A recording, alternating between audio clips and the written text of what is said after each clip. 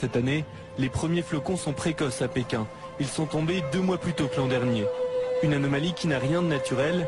Les climatologues chinois disent avoir envoyé dans l'atmosphère des particules chimiques qui déclenchent ces précipitations. Mais cette fois, les températures proches de 0 degré ont pris de court les habitants. La neige a provoqué des problèmes de circulation dans la capitale et des vols ont dû être retardés. Plus au nord, dans la province de Jilin, des arbres sont couchés sous le poids de la neige. Les intempéries ont aussi multiplié les accidents de circulation.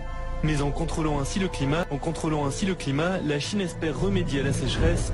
Sécheresse, les Chinois ont la réponse, provoquer la neige. À Pékin, un manteau de neige fabriqué artificiellement a recouvert la ville. Depuis des années déjà, les météorologues chinois provoquent la pluie en injectant des substances chimiques dans les nuages.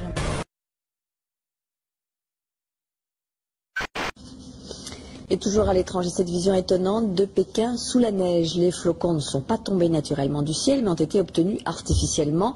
C'est une opération menée dans le cadre de la lutte contre la sécheresse qui persiste. C'est ce que nous explique Françoise Desmarais. Des sapins recouverts de neige, c'est Noël avant l'heure pour les météorologues chinois. Car cette neige, c'est leur récompense. Elle n'est pas venue naturellement. Ils l'ont provoquée pour lutter contre la sécheresse. Comment ? En intervenant directement sur les nuages dits non précipitants, ceux qui sont constitués d'une multitude de gouttelettes d'eau microscopiques ou de cristaux de glace, pas suffisamment gros pour tomber. Pour forcer la nature, il s'agit d'introduire des agents glacogènes dans les nuages, soit à partir du sol grâce à des générateurs, soit par avion. Une technique qui garantirait plus de précision dans l'introduction des produits. Les techniques sont connues et pratiquées de par le monde pour provoquer la pluie, empêcher la grêle, dissiper certains brouillards ou la pollution. Bonjour à tous. L'armée américaine chercherait-elle un moyen de contrôler le climat? C'est la question qu'on se pose aujourd'hui dans les reportages. Contrôler le climat en déclenchant par exemple des cyclones ou en provoquant des sécheresses. L'idée paraît farfelue et pourtant, en plein Alaska, l'armée américaine développe depuis plusieurs années un programme de recherche scientifique et militaire sur l'ionosphère. Alors fantasme ou réalité, voici l'enquête d'Audrey Avram sur un récit d'Adrien Pinon. Et si un jour nous pouvions contrôler le climat? Nous sommes en Alaska, au milieu des glaces. Derrière ces grilles, sur plus de 20 hectares, se trouve une base de l'armée américaine. De loin, on distingue une forêt d'antennes de plus de 20 mètres de haut. Il y en a plus de 80. Officiellement, cette base abrite un programme de recherche scientifique et militaire sur l'ionosphère, l'une des couches de l'atmosphère. Nom de code, HAARP. Un nom qui suscite de nombreuses rumeurs et interrogations depuis des années. On pense généralement que les Américains y étudient le contrôle des communications, voire des phénomènes climatiques. Nick Begich est chercheur. Cela fait 15 ans qu'il tente d'en savoir plus sur les expériences menées au cœur de l'Alaska. Après plusieurs années d'enquête, il est arrivé à rentrer en contact avec l'un des concepteurs du projet HAARP, le physicien Bernard Island, qui veut lui donner accès à des données confidentielles. Ce qui est apparu à la lecture de ces brevets concernait des recherches pour manipuler le climat, des manipulations climatiques, voire même des manipulations de l'environnement de manière très particulière, tout ça pour des applications militaires. Manipuler le climat, cela paraît impensable. Mais être capable d'envoyer un cyclone ou une sécheresse chez ses ennemis, cela ressemble à l'arme absolue. Les Américains essaient-ils vraiment de contrôler les phénomènes climatiques? C'est ce que croit Luc Mampey, chercheur pour le groupe de recherche et d'information sur la paix et la sécurité. Je fais référence notamment à un rapport publié par l'US Air Force vers la fin des années 90 et qui s'appelait Air Force 2025, où très clairement l'US Air Force évoque là toutes les recherches qui devraient être faites à des fins militaires de manière à pouvoir avoir un certain impact sur les phénomènes météorologiques, de manière à pouvoir faciliter les opérations militaires amies et rendre plus compliquées les opérations militaires ennemies. Les Américains travailleraient sur la maîtrise du climat depuis les années 60. Il y a des premiers essais qui ont été faits au moment de la guerre du Vietnam, où là, effectivement, on a, par des procédés physico-chimiques, essayé de provoquer des intempéries, des averses extrêmement fortes. En 1967, en pleine guerre du Vietnam, les Américains se livrent à une expérience étonnante. Ils déversent une substance chimique au-dessus des nuages. Le but, faire en sorte que les pluies torrentielles de la mousson se propagent au Nord-Vietnam jusqu'aux bases de leurs adversaires. Le plus étonnant, c'est que cela a marché. Alors HAARP pourrait-il être la suite de ces premiers essais? Ce qui concerne les modifications environnementales, et climatique, c'est un enjeu militaire aux États-Unis depuis certainement 50 ans. Et cela implique des technologies, des procédés, des techniques très proches de ce qui est mis aujourd'hui en œuvre dans le cadre du programme HARP. HARP suscite l'inquiétude, au point qu'en 1997, le Parlement européen met sur pied une commission d'enquête sur la possibilité de manipuler le climat à des fins militaires. Très vite, les parlementaires font des découvertes alarmantes. Ils apprennent par exemple qu'HARP émet un rayon qui chauffe et qui perturbe l'ionosphère, une couche de l'atmosphère chargée de nous protéger des rayonnements solaires. Ernest Gelscher, député européen, a participé à cette commission. Ce genre de projet, de planter des antennes et d'envoyer un signal dans l'ionosphère, tout d'abord c'est fait par les militaires.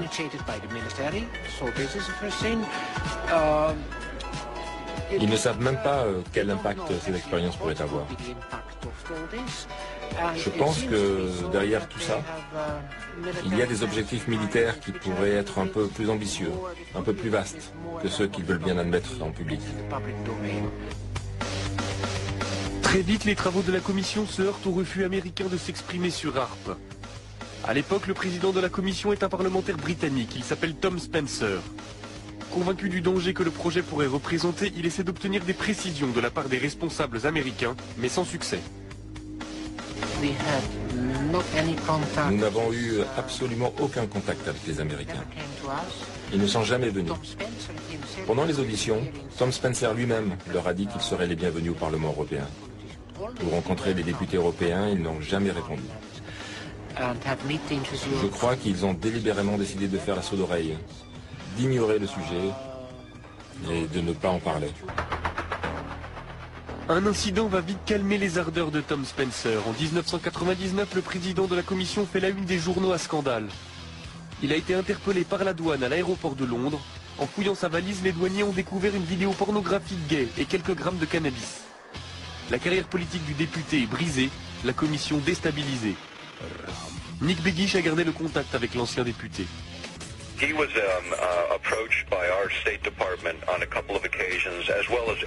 Il a été approché par les autorités américaines plusieurs fois, comme tous les membres du comité.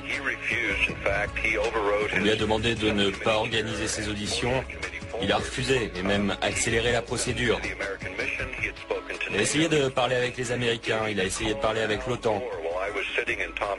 Un jour, il a même appelé Al Gore devant moi. Ils étaient amis depuis des années et Al Gore a refusé de le prendre au téléphone de la Maison Blanche. Il était vice-président à l'époque.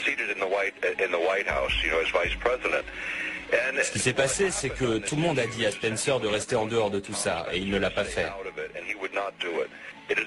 C'est regrettable car nous avons perdu un champion sur ce problème. Après la mise sur la touche de Tom Spencer, les investigations de la commission d'enquête cessent. Cela n'empêche pas de nombreux chercheurs de continuer à se poser des questions sur les expériences menées par l'armée américaine en Alaska.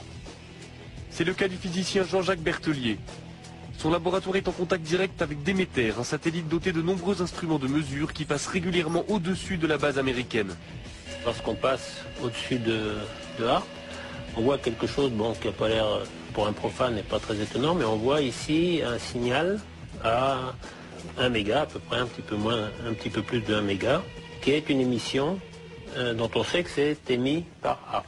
Donc, vous voyez bien que dans le milieu naturel, il n'y a pas ce genre d'émission. Et ce qu'on voit surtout qui est intriguant, c'est le fait qu'on a une baisse d'un facteur 2 ou 3 de la densité et une augmentation assez sensible de la température. Ce qui montre que HARP arrive à modifier quand même assez profondément l'ionosphère. Ainsi, le projet HARP fonctionne et son rayon peut modifier l'ionosphère. Mais il n'y a pas de preuve formelle que l'objectif est de pouvoir manipuler le climat à des fins militaires.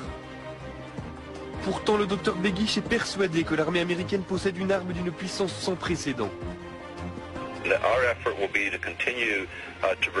On va continuer à parler de ce projet pour sensibiliser le public et pour convaincre les politiques de prendre les choses en main. Pour nos libertés, pour nos vies privées, personne ne peut l'ignorer. HARP, c'est l'une des pièces d'un puzzle très complexe. Le silence de l'armée américaine alimente les peurs et les fantasmes. Personne ne sait si les militaires essaient effectivement de contrôler les phénomènes météorologiques. Mais il est certain que les expériences qui sont menées dans les neiges de l'Alaska perturbent le ciel au-dessus de nos têtes. Des expériences dont nous ne connaîtrons les conséquences que dans quelques années.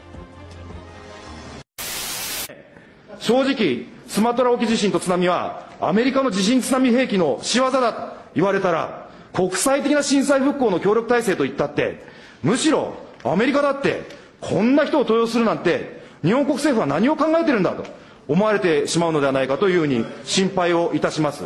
どう思われますか、浜田政務官。総務大臣政務官、浜田和之君。お答えいたします。地震兵器とか自然改変装置というのは別にアメリカだけではなくて、旧ソ連も今のロシアも中国も多くの国々がですね、研究開発に余念なく取り組んできた事実があります。でしかも地震あるいは津波、人工的に起こすということは実は技術的には十分可能だと言われているのは、国際政治軍事上においては常識化されているわけであります。そういった意味でスマトラ沖の問題にしてもそういう可能性があるということを十分踏まえた上で、世界の国際政治の現実ということを捉える必要があるというのが私の基本的な考え方であります。だからといってそのことによってアメリカ政府やアメリカのさまざまな企業が日本のために援助をしない、そんなことは決してありません。現実にさまざまなですね、アメリカの軍の関係の技術、国立のさまざまな研究所からですね、今回の大震災に関して技術的な協力をしたいという申し出が寄せられているという事実があるわけであります。以上です。